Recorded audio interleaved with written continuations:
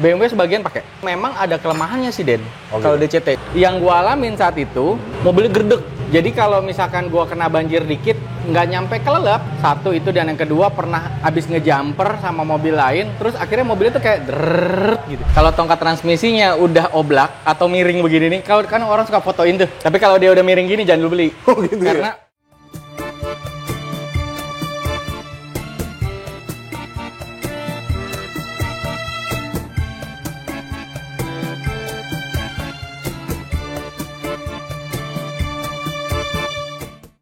Oke, di konten selanjutnya masih di situasi dan kondisi yang sama, udah PW banget. Jadi gue lagi ada di Raffles Cafe ya.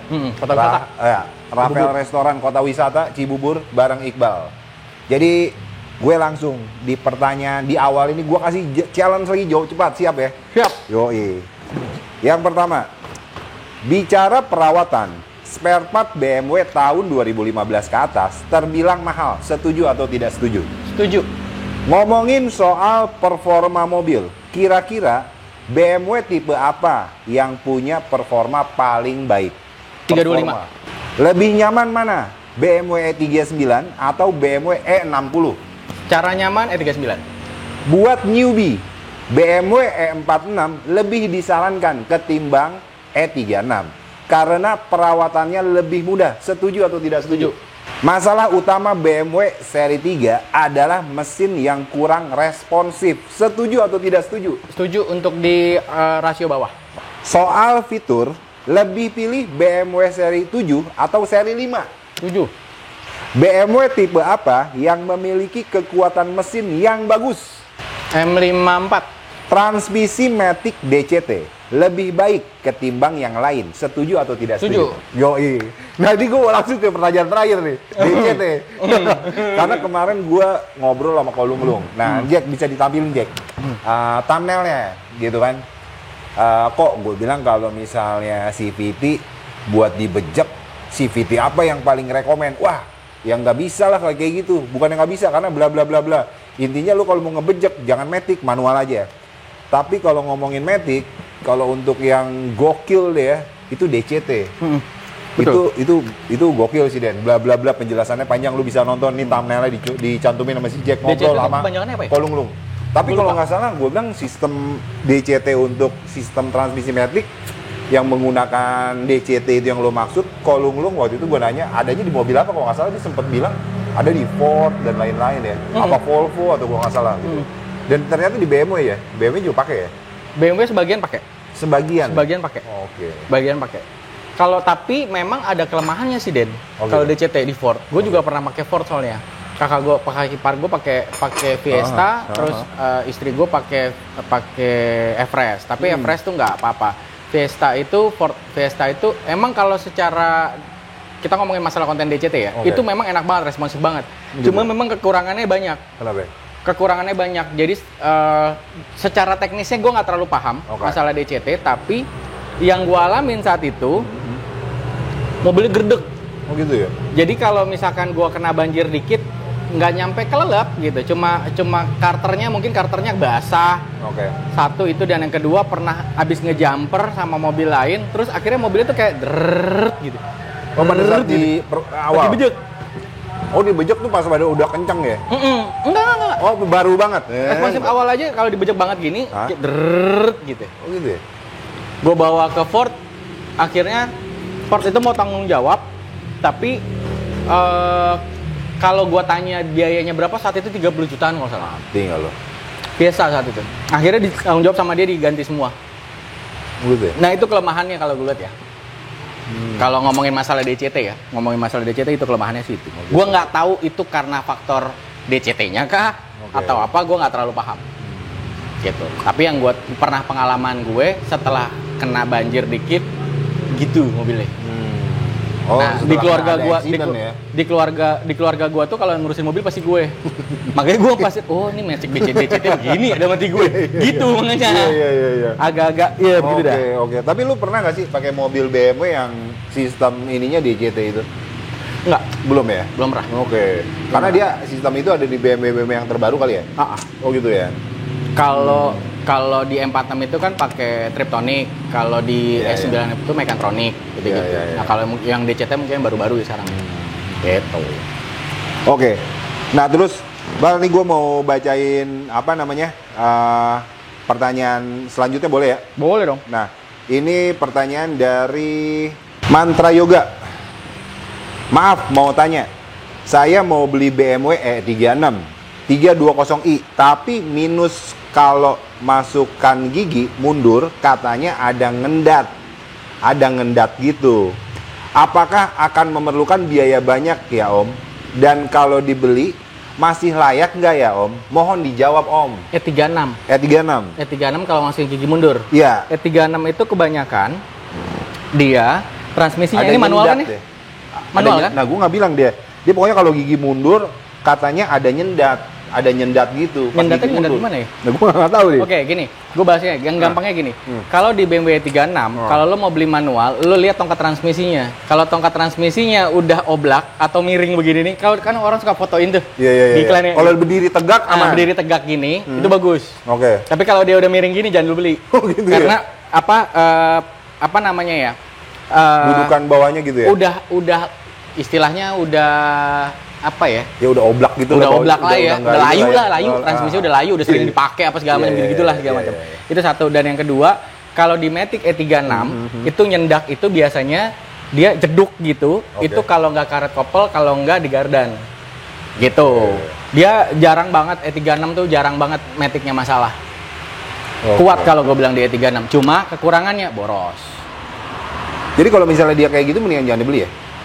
Saran lo? Kalau Matic sebenarnya nggak ada masalah. Kalau cetuk gitu doang, itu biasanya dari karet kopel. Lo tinggal karet kopel paling ratusan ribu. Yakin tuh cuma karet kopel tuh? Rata-rata karet kopel. Siapa tahu yang lain nggak ya? Rata-rata karet kopel. Oh iya. Secara cuma mundur doang dia bilang. Mundur doang. Oke. Dari P ke R jeduk, dari D ke R jeduk. Jadi pada saat dia maju dia goyang ke kanan, pada saat dia mundur goyang ke kiri. Nah ini ada jedah. Jadi ceduk gitu. Oke. Tapi kalau misalnya yang nggak boleh dibeli kalau delay. Masukin R, lo gas-gas nggak mau, ya udah itu jangan dibeli. Berarti harus turun Matic. Kalau misalnya delaynya kayak sepersekian detik, baru tuh. Nggak apa-apa. Cuma nggak apa-apa, yang delaynya itu bisa 1 menit, 30 detik. Gokil bisa kayak gitu. Bisa. Sama kayak Honda Jazz kan? Honda Jazz juga begitu. Gua Honda City delay tapi sepersekian detik. Nggak masalah. Itu kayak kopling. Saya synchronize kopling aja kalau cuma sekian detik. Tapi yang gila 1 menit itu, kalau misalnya dia pikir enggak ini tuh maju. Banyak yang kecelakaan kayak gara-gara gitu. Wah, kacau. Dia gas-gas, wah aku nggak mau. Pas dia nyangkut, wah tuh pernah kayak gitu kejadian. Wah, ngeri gila. Ngeri.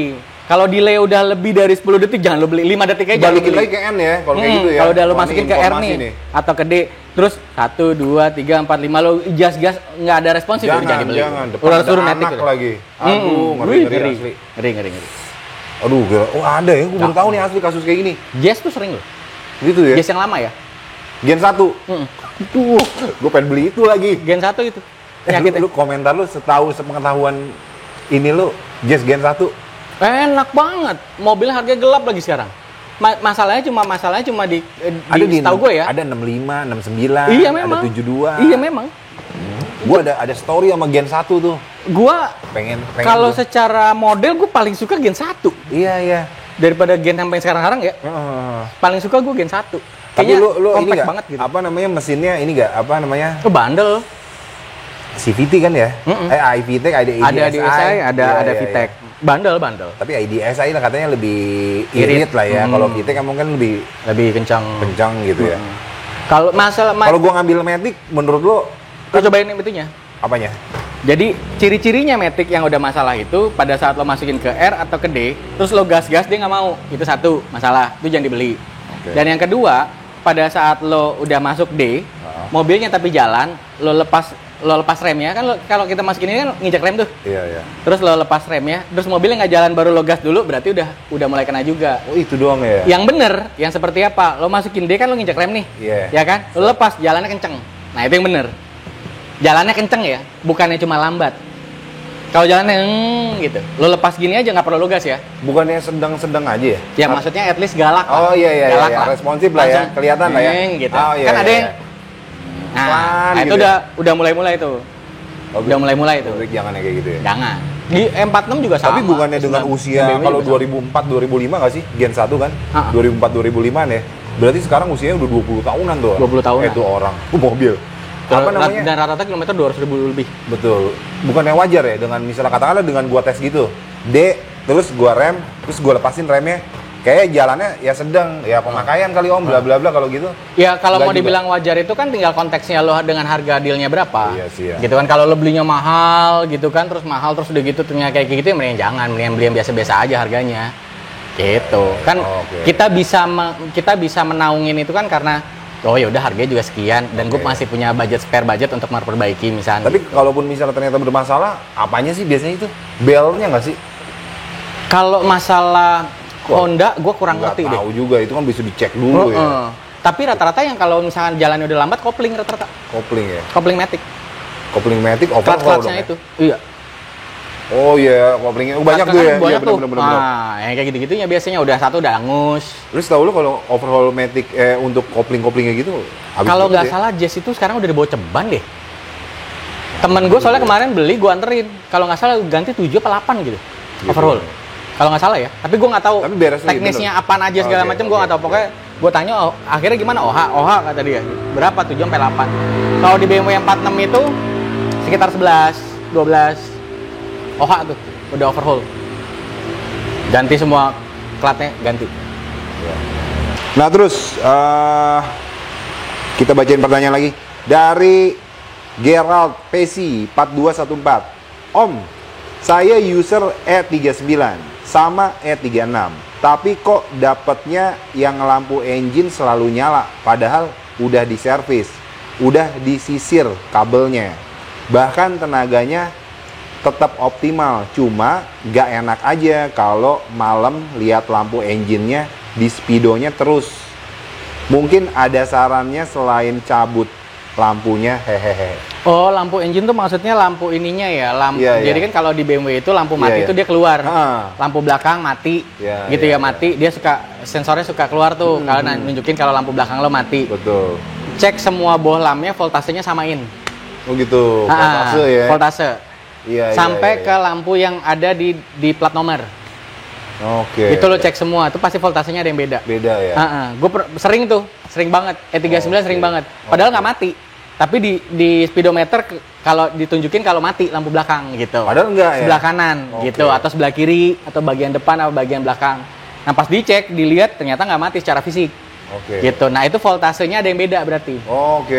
Voltase bohlamnya atau pas lo buka stop lampnya lo bongkar, itu kan ada komponen besi yang pengantar listrik. Nah, itu biasanya udah karat. Soket-soketnya ya. Soket-soketnya. Itu udah karat. Berarti dia nganterin listriknya ke sananya udah nggak optimal. Gitu. Tuh, kalau BMW apalah gua. Lu kalau nanya DCT, nah lu jangan nanya gua. Tapi kayak gini kalau misalnya nggak dapet info kayak lo gitu bingung loh, asli. Iya nggak sih? Iya. That's why gue makanya bikin konten itu tentang edukasi, nggak tentang jualan. Makanya lu tonton YouTube-nya Iqbal Als YouTube nih, gue jontumin sama si Jack, ya nggak? Dan di subscribe. Selanjutnya pertanyaan dari nih, kita mumpung belum diusir sama di restoran ini gitu kan. Dari Radak Krisnanta 3116. Om izin tanya, kalau di E36, ini udah belum sih? Apa tuh? Tentang? Oh bukan. Om izin tanya, kalau di E36 318i itu ada bunyi menderut pas mesin hidup dan jalan. Tapi pas AC dimatikan bunyi itu mati juga. Kira-kira itu problem apa, emang gitu ya? Soalnya bunyi menderunya seirama dengan injekan gas. Oh, itu bukan bisa jadi, sudah dipastikan dari kompresor AC. Gitu ya? Kompresor AC itu. Kompresor AC. Jadi kompresor AC itu kan depannya ada magnet clutch-nya. Nah, magnet clutch-nya itu udah umur. Jadi dia menderung. Nah, itu suka masuk ke dalam memang gitu-gitu. Ya. Itu dari kompresor AC. Jadi ketika ininya di gasnya di ini suara mengecil. Makin gede makin. Itu ganggu tuh. Itu bisa ganti depannya aja, cuma di tukang AC yang tertentu. Kalau tukang AC yang ini yang formal-formal kayaknya nggak mau deh. Maunya ganti satu kompresor. Ini. Bener, gue demen banget. Gue kebayang kalau jadi dia nih masuk ke bengkel yang salah. Lo bilang kan jangan salah beli, jangan salah bengkel kan. Masuk bengkel yang salah. Oh, ini mesinnya harus di-overhaul. Nah. Gak ada hubungan. Mungkin kalau katakanlah gue nih orang yang nanya, gue percaya. Iya, bener nggak nih? Bener. Berapa hari? 4 hari. Oh, yang diganti. Kalau untuk AC itu ada di bengkel tertentu yang nggak mau servis-servis gituan. Oh, gitu ya? Karena dia sifatnya dalam tanda kutip dia jual barang. Oke. Gitu. Tapi kalau untuk tukang-tukang AC yang pinggir-pinggir jalan yang kecil-kecil biasanya mau tuh dia servis-servis. Oke. Gitu. Itu namanya storing namanya. AC-nya udah storing. Dia paham ya kalau BMW gini ya? Paham. AC pinggir jalan gitu ya? M43 tuh kayak mesin Jepang. BMW tuh sebenarnya udah semua bengkel udah bisa nanganin. Oke. Untuk kelas E36, M46 itu semua udah bisa nanganin. Iya. E39 tuh bisa nanganin semua. Oke. Gampang kok. Aman tuh ya. Oke. Nah, ini kayaknya diusir selanjutnya. Iya. Udah tutup ya, Mbak?